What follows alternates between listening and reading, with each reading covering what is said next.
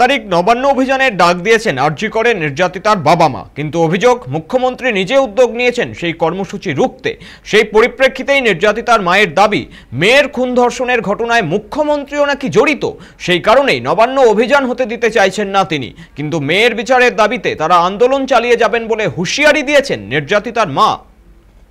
নবান্ন অভিযান সফল হতে দেবে না আমাদের স্বাস্থ্যমন্ত্রী, আমাদের মুখ্যমন্ত্রী, যিনি আমার মেয়েকে খুন ধর্ষণের সঙ্গে ওতপ্রোতভাবে জড়িত রয়েছে আমাদের বিশ্বাস। সেই জন্য নবান্ন অভিযান যদি সফল হয়, ওনার কোনো কি হবে আমি জানি না, তবে আমরা পিছনে পিছিয়ে আসবো না। মেয়ের বিচারের দাবিতে সবসময় সরব থাকবো। আমাদের ভয় পেয়েছেন, আমাদের যে থেট কালচারের যে মুখ্যমন্ত্রী, উনি আমাদের ভয় পাচ্ছেন। আমাদের মেয়েটাকে খুব সাধারণ ভেবেছিলেন প্রথম দিনই টাকা পয়সা আমাদের হাতে ধরিয়ে দিয়ে আমাদেরও সেইভাবে মেকআপ করে ফেলবেন।